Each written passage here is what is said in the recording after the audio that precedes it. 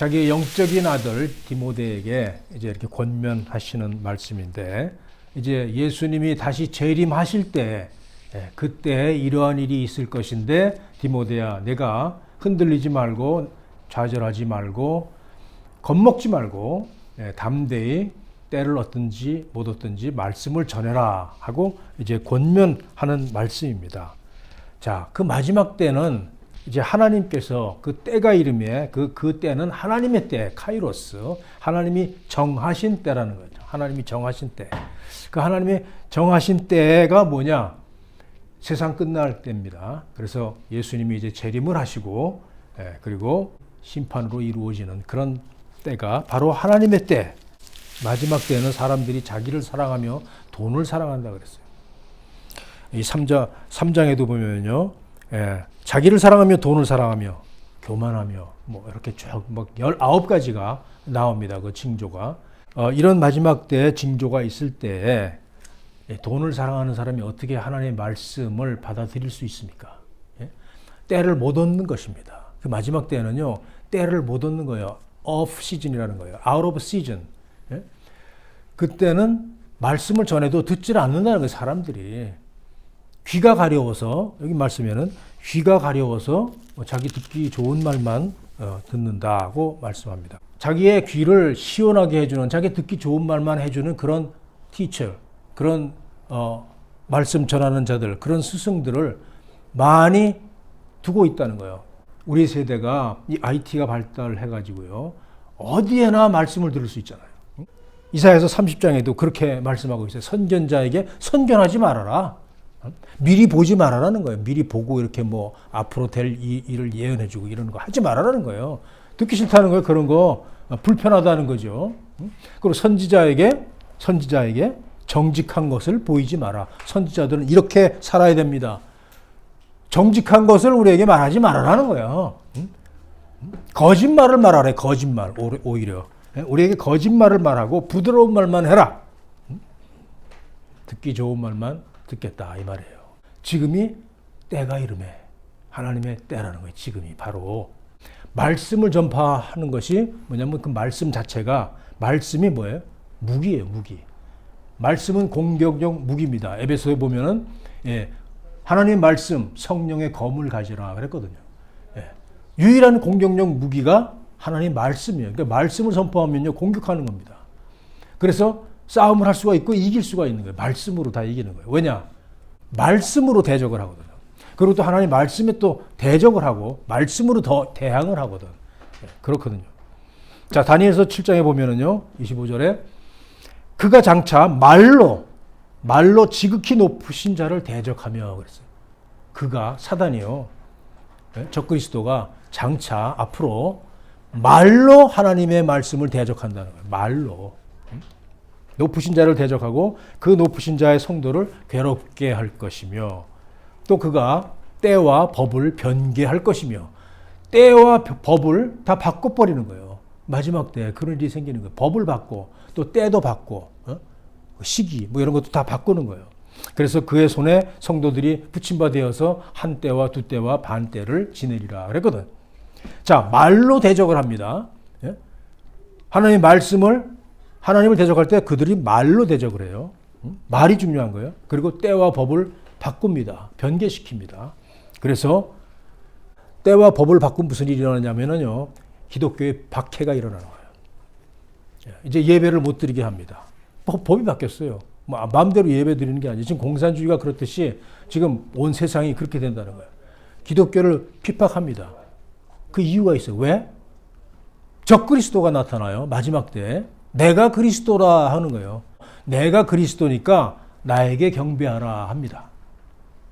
자, 그런데 크리스찬들은요, 올바른 믿음을 갖고 있으면요, 그 적그리스도한테 경배할 수가 없죠. 오직 하나님께만 우리가 예배 드린다. 오직 예수 그리스도만 우리의 구원자다. 그렇잖아요. 그러니까 적그리스도한테 예배 드릴 수가 없죠. 적그리스도는 자 나에게 다 경배해라. 그 적그리스도가 나타날 때는요. 굉장히 어려운 시기가 되어가지고 먹을 것도 없고 마실 물도 없어. 그래서 이 경제적인 이 문제 이거를 해결해 줍니다. 또 마실 물이 부족했을 때에 다 마실 물도 해결해서 다 마실 수 있도록 해줍니다. 사람들이 살아나는 거예요. 야, 저 사람이 정말 좋은 사람, 저 사람이 바로 메시아구나. 이렇게 속입니다. 자, 그렇게 되기 때문에 나눌 때 경배하라 그러는데 경배를 안 하는 참 크리스찬들은요, 급진주의자다라는 누명을 씌웁니다. 영어로 하면 테러리스트예요. 테러리스트. 테러리스트는 어떻게 해야 돼요? 죽여야 되잖아. 그래서 크리스천들은 죽이는 걸로 법이 되어 있는 거예요. 그렇게 변개되는 거예요.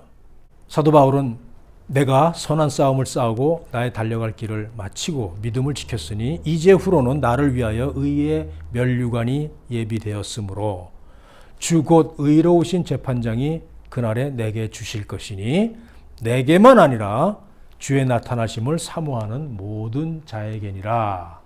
아멘. 이게 은혜의 말씀이에요. 이게 우리의 소망의 말씀이에요.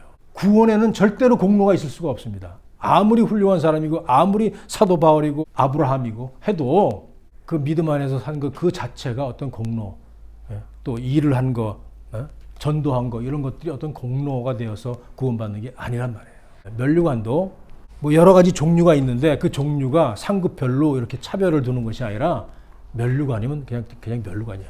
천국에서는 차별이 있을 수가 없어요. 차등이 있을 수가 없어. 그래서 다 면류관에도 여러 가지 종류가 있지만은 그것이 이 사람은 전도를 많이 했으니까 전도의 면류관, 영광의 면류관 뭐 이렇게 다 주는 것이지 그 차등이 있는 것이 아니라는 거예요. 근데 교회에서는 그걸 잘못 전하는 경우가 많습니다. 그 차등이 있는 면류관은 절대로 있을 수가 없고요. 면류관이 사도 바울이니까 이 사람은 면류관까지 받는구나. 가 아니고 사도 바울이 분명히 그러잖아요. 그런데 나뿐만이 아니라 나한테만 주는 것이 아니라 예수 그리스도의 재림을 사모하는 모든 자에게 이 면류관을 줄 것이다 라고 말씀하고 있는 거예요. 그러면 사도 바울처럼 이렇게 일 많이 하지 못했습니다. 그냥 예수 믿었을 뿐입니다. 그런 사람은 면류관이 없습니까? 그냥 예수만 믿고 아무것도 뭐 공로가 없다. 뭐 교회에서 봉사한 것도 없다. 그러면 면류관이 없어요? 뭐 흔히들 이렇게 얘기하죠. 개털 모자 쓰고 뭐 천국에 들어간다. 여러분, 개털 모자라는 거는요, 성경에 없습니다. 성경 없는 소리를 왜 합니까? 왜? 개털 모자를 쓰고 왜 천국에 들어갑니까?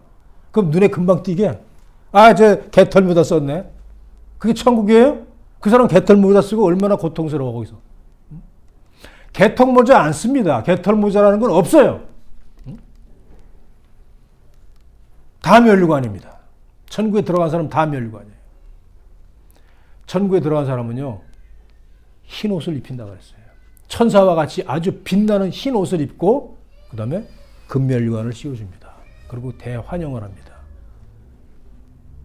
돌아온 탕자라도 아무 공로가 없어도 구원받아서 일단 천국에 들어가면요, 다 똑같은 흰 옷을 입고요, 똑같은 면류관을 쓰는 겁니다. 누가요? 주의 나타나심을 사모하는 자에게. 그 사모한다는 말이 그 원어에 보면은요, 아가페오, 원어에는 아가페오입니다. 그 아가페오가 무슨 뜻이냐면 사랑한다, 사랑을 또 받는다 이런 뜻이에요. 사랑을 하는 것만이 아니라 사랑을 받는다는 거예요. 사랑을 하고 또 사랑을 받아야 되는 거잖아요. 주고 받는 거죠. 자, 하나님으로부터 사랑을 받으려면 어떻게 합니까? 내 계명을 지키는 자라야 나를 사랑하는 자니. 우리가 하나님을 사랑한다 하면은 하나님의 계명을 지키는 자가 하나님을 사랑하는 자다라고 분명히 정의하고 있습니다. 하나님께서 그렇게 말씀하고 있어요. 그러면은 그 자는 나도 우리 아버지도 저를 사랑할 것이요, 또 예수님이 나도 저희를 사랑하여 저에게 나를 나타내리라 그랬거든요. 자, 우리가 하나님을 사랑한다 하면서 계명을 지키지 않으면은요, 사랑하는 자가 아닌 거예요. 그러니까 누가 사랑하는 자냐?